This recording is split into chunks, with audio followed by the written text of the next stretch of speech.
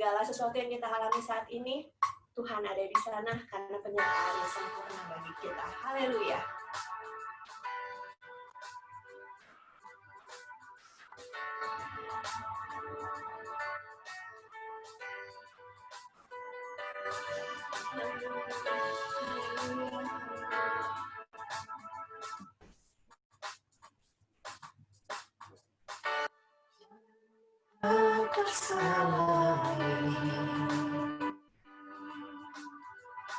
Oleh setiap hati kami, namun satu hal percaya, ada rencana yang indah, tidak terduga kasih. Heran dan besar bagiku, arti kehadiranmu selalu nyata di dalam hidupku.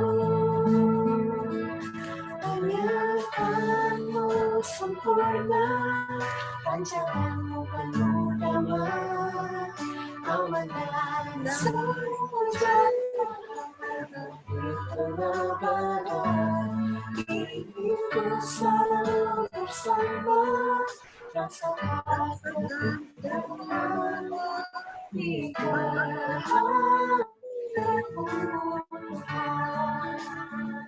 Tiada terduga kasih-Mu, tiada terduga kasih-Mu. Heran dan besar bagiku, arti kehadiranmu selalu di dalam hidupku.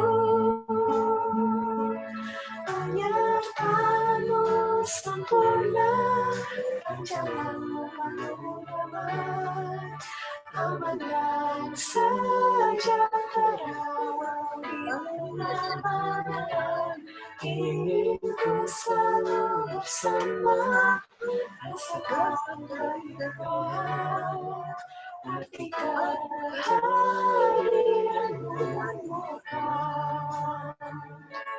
Penyertaanmu sempurna, rancanganmu damai, aman dan sejahtera walau di tengah badai. Inginku selalu bersama, rasakan ketenangan, arti kehadiranmu Tuhan. Arti kehadiranmu Tuhan. Arti kehadiranmu Tuhan. Pekerjaan Tuhan selanjutnya saya serahkan kepada Bapak Gembala. Haleluya, terima kasih Tuhan Yesus. Engkau baik dan sangat baik dalam kehidupan kami. Kami mengucap syukur kalau pada petang hari ini Tuhan, kami boleh mengikuti ibadah 10 hari kami dalam memperingati ketuangan Roh Kudus. Sampai pada hari yang terakhir kami bersekutu selama 10 hari ini Tuhan. Kami boleh merasakan penyertaan-Mu yang sempurna. Dan kami boleh merasakan damai sejahtera di tengah badai masalah, tantangan, sakit, penyakit, wabah ini. Kami boleh berlindung di bawah sayap Tuhan yang kuat. Kami bersyukur Tuhan bahwa perlindungan Engkau seperti sayap burung merpati dan bertumbuh terus sampai kepada 2 sayap burung nasar yang besar yang mampu menyingkirkan kami dari padang gurun dunia ini kepada hadirat Tuhan yang penuh dengan damai sejahtera, terhindar dari segala aniaya antikris, jauh daripada mata ular. Dan kami bersyukur pertolongan-Mu nyata di tengah-tengah kami Tuhan. Keluarga demi keluarga, rumah demi rumah, pribadi demi pribadi boleh merasakan jamahan tangan Tuhan Dan kami bersyukur Tuhan, Roh Kudus itu mengalir kepada setiap masing-masing kami dalam bentuk damai sejahtera, kesukaan dan sukacita. Kami bersyukur buat pertolongan Tuhan. Kami bersyukur buat lawatan Tuhan. Dan biarlah pada hari terakhir ini Tuhan, kami mau kembali menerima berkat firman Allah. Firman Allah yang menjadi kekuatan bagi hidup kami. Firman Allah yang menjadi pedoman bagi langkah-langkah kami. Khususnya ketika kami boleh menerima Roh Kudus dan mempertahankan kuasa Roh Kudus itu. Sehingga kami boleh menjadi suruhan-suruhan Tuhan, pelayan Tuhan yang seperti angin dan api. Kami terus menjadi pribadi yang berkobar-kobar untuk terus mengalahkan keinginan daging, keinginan dunia yang begitu besar dalam kehidupan kami, untuk digantikan dengan keinginan roh damai dan sukacita, yaitu keinginan Roh Kudus untuk selalu membawa kehidupan kami takut akan Tuhan. Terima kasih, sebentar kami akan kembali mendengar firman Allah. Kuasai Tuhan kami semua dengan hikmat dan pengertian dari sorga. Sehingga apa yang kami dengar, itu boleh kami mengerti, kami yakini, percaya sungguh, dan bisa kami praktikkan dalam pengiringan kami kepada Tuhan. Kuasa iblis, anasir jahat dalam bentuk apapun juga Tuhan, roh kekhawatiran, kebimbangan, kami mau tolak, kami hancurkan di dalam nama Tuhan Yesus. Darah Tuhan Yesus yang berkuasa menolong dan memimpin kami di dalam pengertian yang semakin dalam akan rencana Tuhan atas hidup kami. Terima kasih, terpujilah nama Tuhan. Di dalam nama Tuhan Yesus Kristus, Engkau gembala kami yang baik, kepala gereja dan mempelai pria yang mengasihi kami sudah peralaskan doa dan sembahyang kami. Haleluya. Amin. Puji Tuhan. Haleluya. Salam sejahtera Bapak Ibu Saudara di dalam kasih Tuhan Yesus Kristus. Puji Tuhan kita bisa berjumpa lagi dan bersyukur buat rencana dan kehendak Tuhan atas kehidupan kita. Kita boleh dihentar sampai hari yang ke-10 dalam persekutuan kita bersama dengan Roh Kudus dan firman-Nya. Puji Tuhan, mari saya undang, mari saudara-saudara kita akan membuka Alkitab kita. Puji Tuhan, kita akan masuk dalam lanjutan daripada pembahasan firman Allah pada hari yang kemarin ya saudara. Kita akan buka di dalam Wahyu pasal 22 ayat yang pertama. Wahyu 22 ayat yang pertama. Firman Allah berkata bahwa Yohanes sendiri dihentar kepada satu penglihatan oleh pribadi daripada firman, dan pribadi firman itu menunjukkan kepadanya sungai air kehidupan. Wahyu 22 ini adalah buku yang terakhir dari seluruh rangkaian Alkitab. Pasal yang terakhir ya saudara, Wahyu 22 ayat yang pertama. Berbicara soal sasaran kita, tujuan kita, yaitu kota Yerusalem baru. Di kota Yerusalem baru itu, Yohanes sendiri menyaksikan di dalam Wahyu 22 ayat yang pertama, bahwa ia menunjukkan kepadaku. Firman itu yang menjadi manusia, pribadi firman itu menunjukkan sungai air kehidupan. Saya baca ayat yang pertama. Lalu ia menunjukkan kepadaku sungai air kehidupan yang jernih bagaikan kristal dan mengalir keluar dari tahta Allah dan tahta anak domba itu. Saudara, dari sorga sampai saat ini, sungai air kehidupan itu mengalir atas kehidupan kita yang masih ada di dalam dunia. Roh Kudus mengalir dari tahta Allah, yaitu tahta sorga sendiri. Air yang jernih bagaikan kristal. Sungai air kehidupan yang mengalir kepada masing-masing kita. Termasuk kehidupan kita yang ada di rumah masing-masing. Saya percaya malam ini air kehidupan itu mengalir kepada setiap kita. Sehingga hati kita penuh dengan damai sejahtera. Hati kita penuh dengan sukacita. Segala kekhawatiran, segala tekanan yang ada di dalam dunia ini sanggup, ya saudara, digantikan. Kalau Roh Kudus mengalir dari tahta Allah, bagaikan sungai air kehidupan memenuhi hidup kita, maka perkara-perkara di dunia ini sudah bisa digantikan. Sehingga sungai air kehidupan itu memberikan damai sejahtera.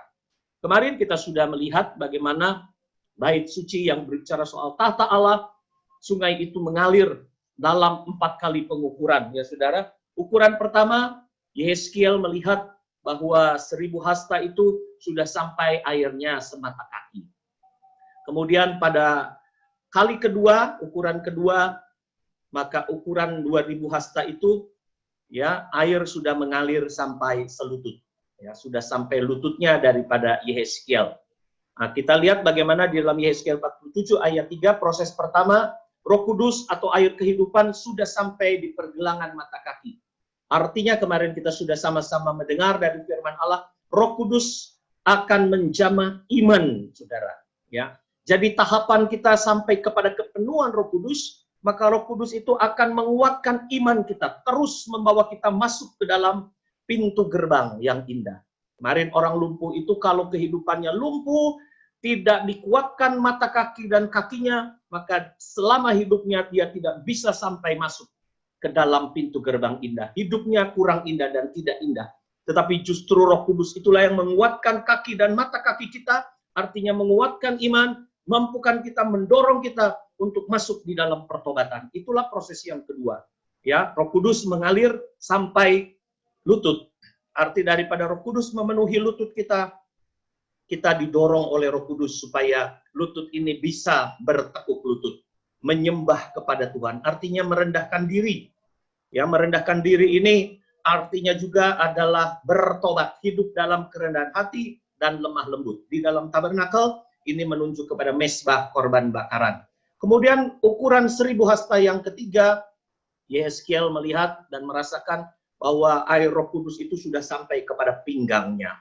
Ya, sedalam pinggang.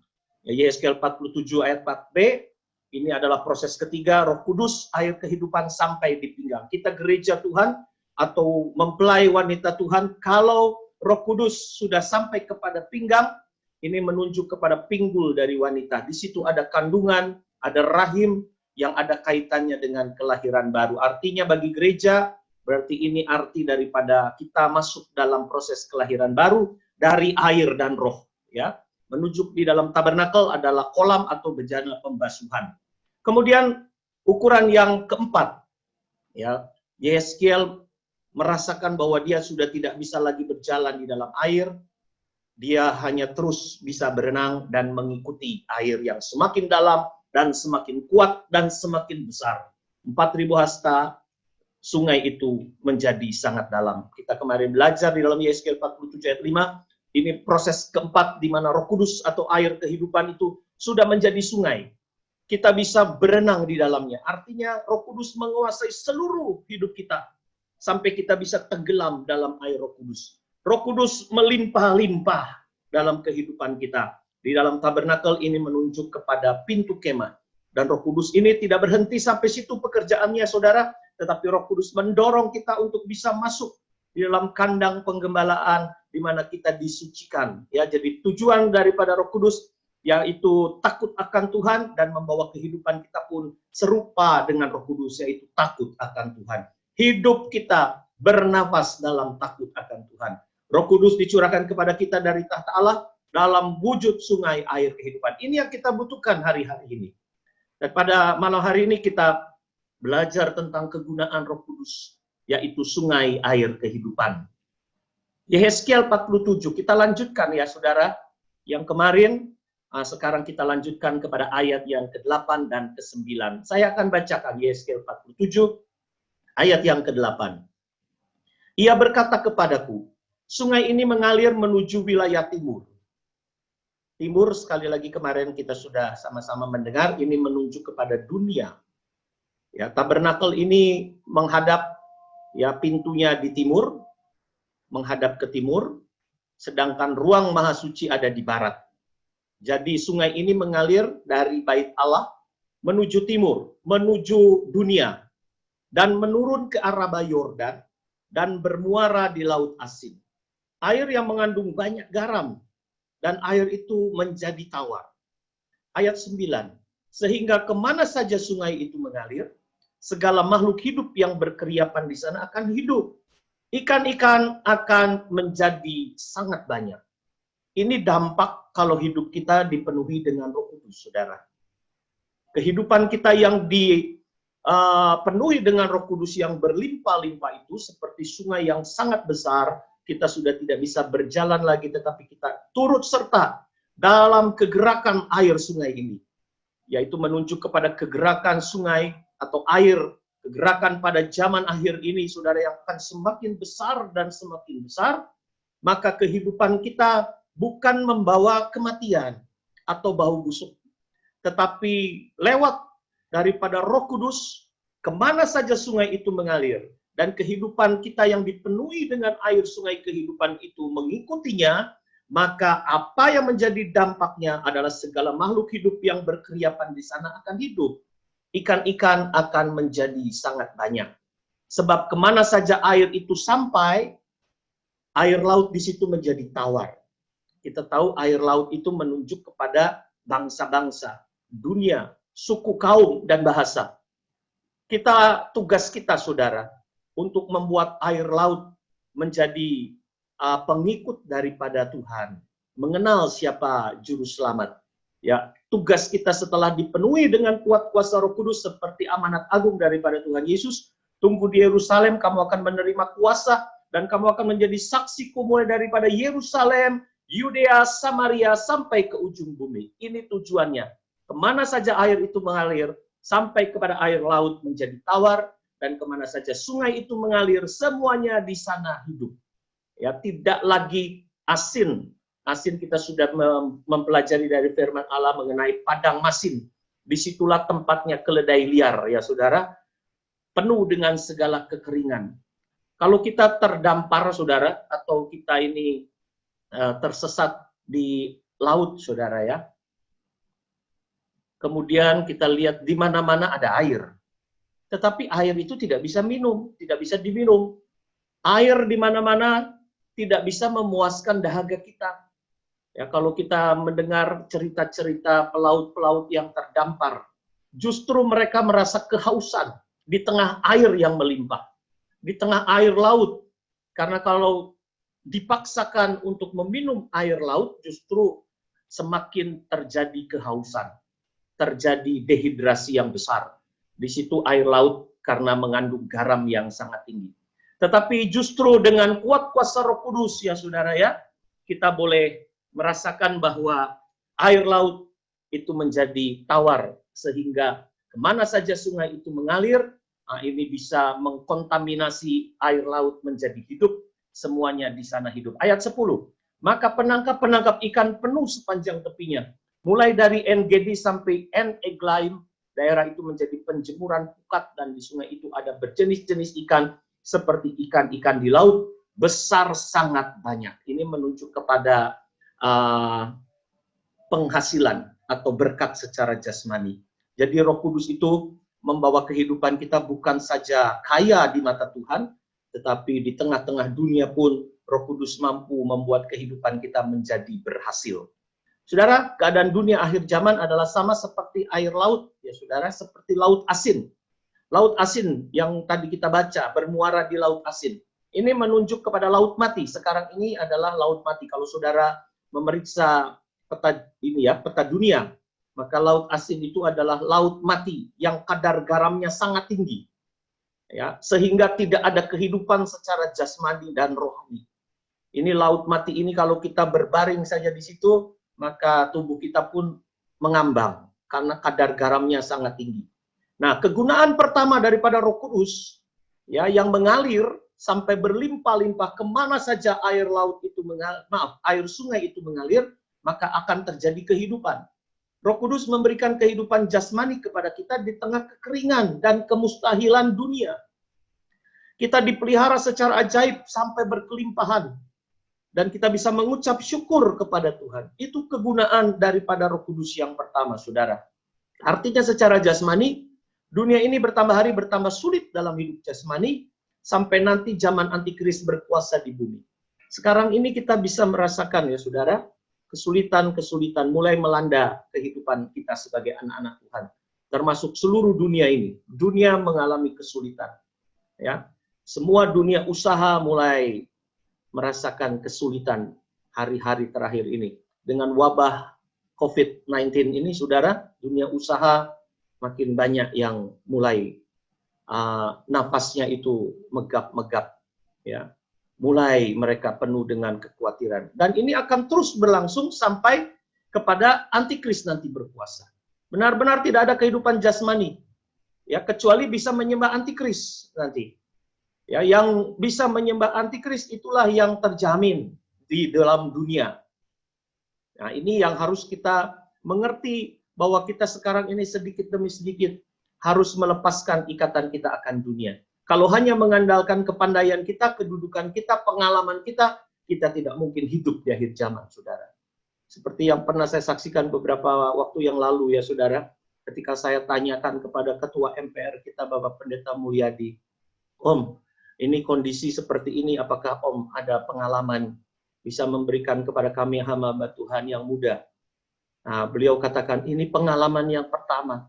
Sejak saya melayani sampai sekarang saya lanjut usia, pengalaman melayani seperti sekarang ini pengalaman pertama. Jadi sama seperti kalian, kata Pak Mulyadi. Jadi memang kalau kita coba mengandalkan kepandaian, kedudukan, pengalaman, nah kita tidak mungkin hidup di akhir zaman. Nah, beliau katakan kita hanya bisa berserah kepada Tuhan. Ya, karena Tuhan sudah menjelaskan dan mewanti-wanti lewat kebenaran firman Tuhan bahwa hal-hal yang seperti ini akan kita alami. Ya, Tuhan itu tidak akan menangguhkan kedatangannya. Dia akan datang segera. Oleh sebab itu, biarlah kita meminta Roh Kudus yang menolong kita semua. Sehingga laut mati menjadi tawar airnya. Ya saudara ya, kehidupan yang kering ya menjadi kehidupan yang nyata bahwa Roh Kudus melawat. Ada kehidupan jasmani, ikan-ikan bisa hidup. Ini terjadi di dalam dunia sampai keadaan Yesus datang kembali yang kedua, saudara. Yang kedua sekarang kegunaan Roh Kudus, yaitu memberikan kehidupan rohani sehingga kita bisa hidup benar dan suci. Tadi secara jasmani. Secara jasmani Roh Kudus pun sanggup menjamin. Apalagi dalam kehidupan rohani. Karena Roh Kudus itu adalah roh adanya. Sehingga kita bisa hidup benar dan suci. Jadi kuasa Roh Kudus itu yang memampukan kita bisa taat kepada firman. Kalau kita mengandalkan kekuatan otak kita, pengalaman kita, untuk bisa mendorong kehidupan kita taat kepada firman, pasti satu saat akan jatuh.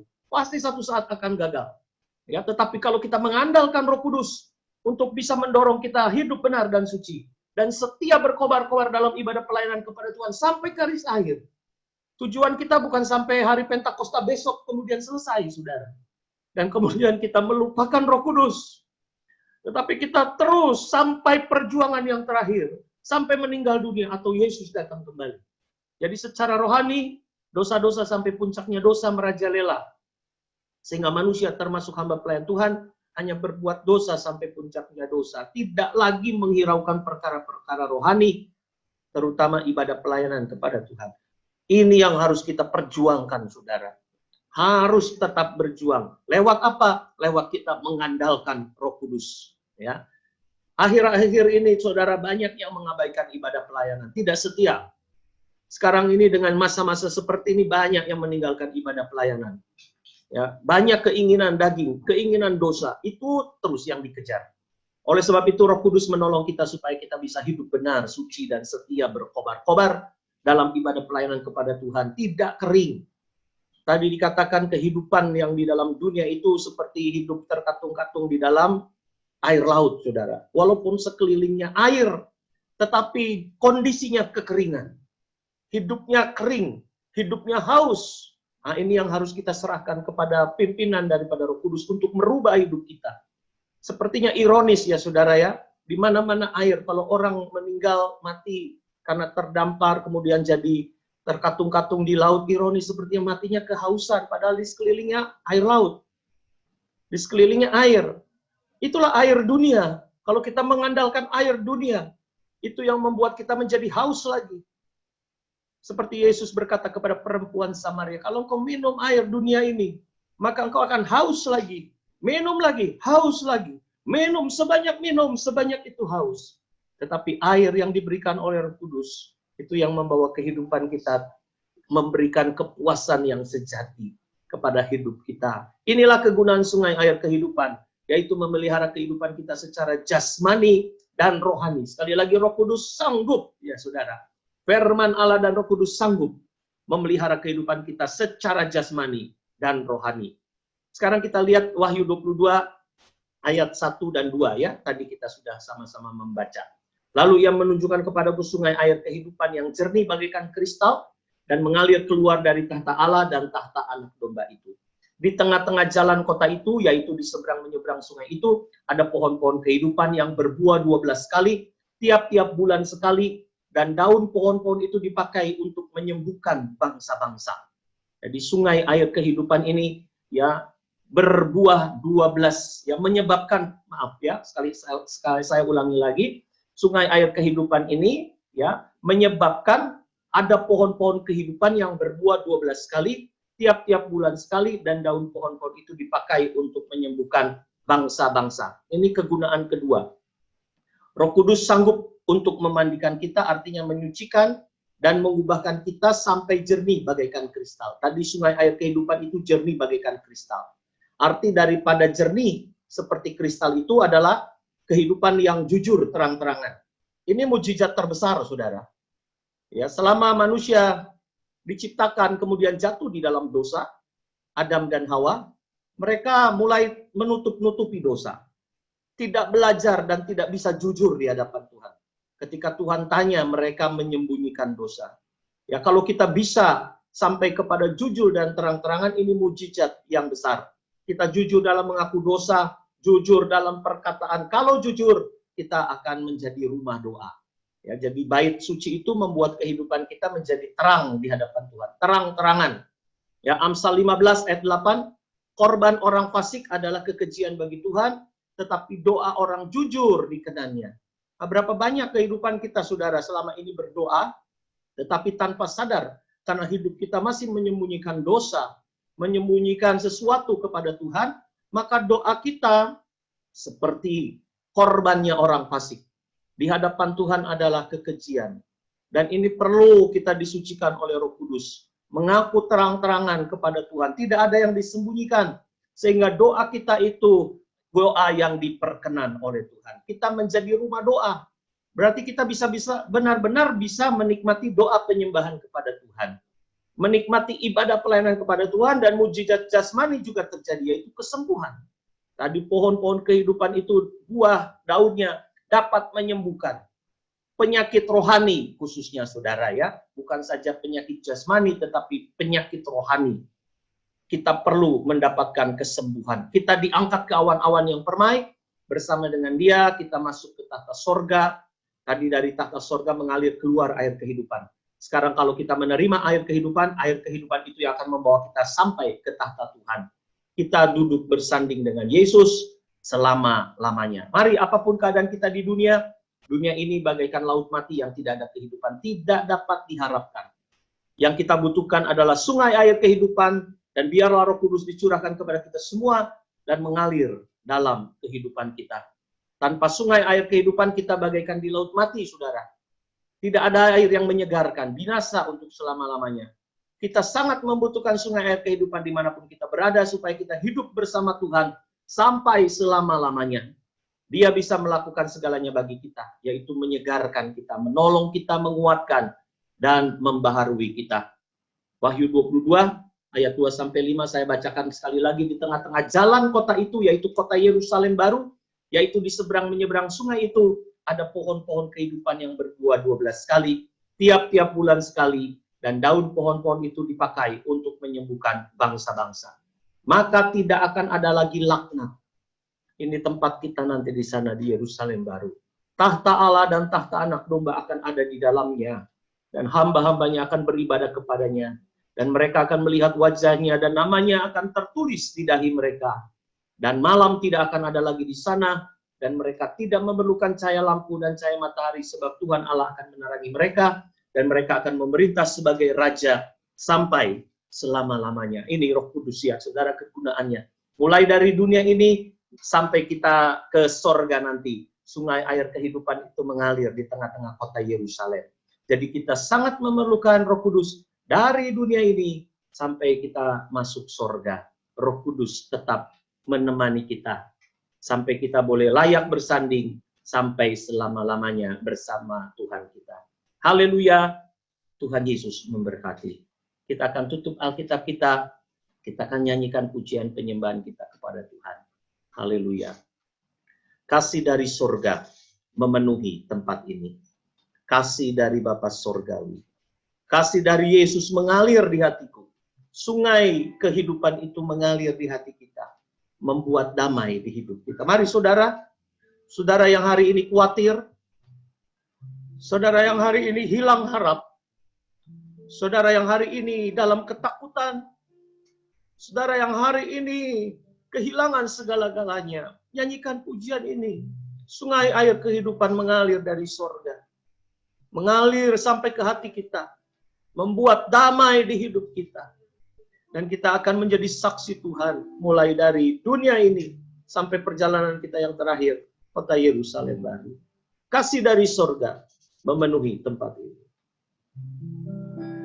Kasih dari surga memenuhi tempat ini. Kasih dari Bapa surgawi. Kasih dari Yesus mengalir di hatiku, membuat damai di hidupku. Mengalir kasih dari tempat tinggi. Mengalir kasih dari tempat tinggi.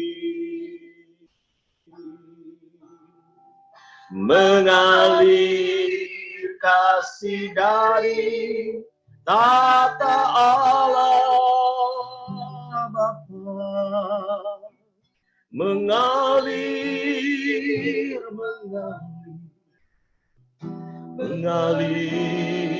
dan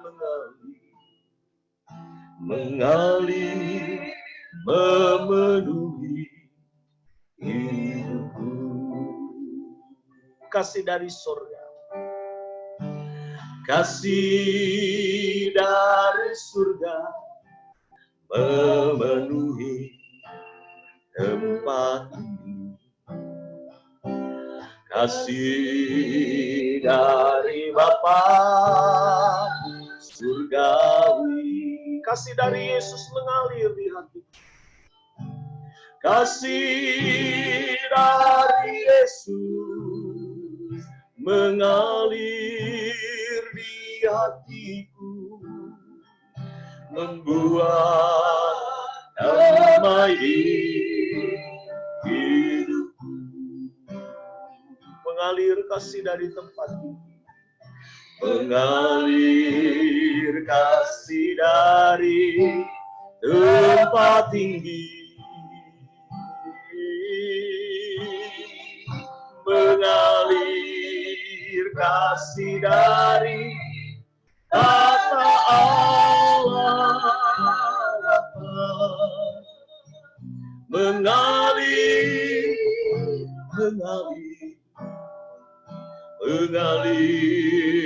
dan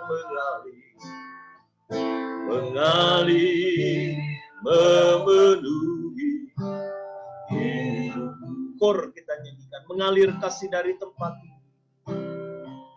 Mengalir kasih dari tempat tinggi. Mengalir kasih dari tata Allah Bapa. Mengalir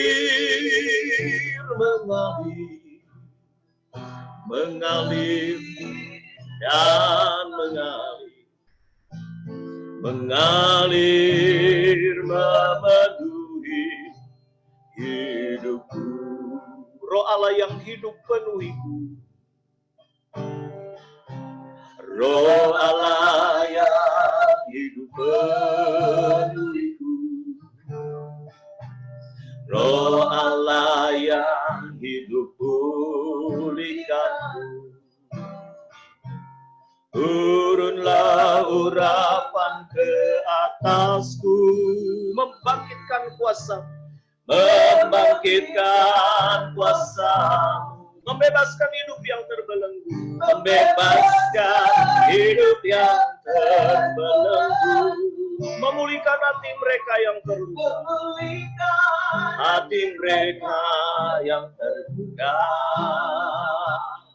serta mencelikan mata yang buta. Jadikan hidupku alatmu, dipenuhi urapan baru, menyatakan kebesaran kuasa-Mu, membebaskan hidup yang terbelenggu, membebaskan hidup yang terbelenggu, memulihkan hati mereka yang terluka, serta mencelikan mata yang buta. Jadikan hidupku alatmu, dipenuhi urapan baru, menyatakan kebesaran kuasa-Mu. Jadikan hidupku alatmu, jadikan hidupku alatmu, dipenuhi urapan baru, menyatakan kebesaran kuasa-Mu. Jadikan hidupku alatmu, jadikan hidupku alatmu, dipenuhi urapan baru, menyatakan kebesaran kuasa-Mu. Kita menyembah Tuhan. Haleluya, haleluya. Oh Roh Kudus, haleluya, haleluya,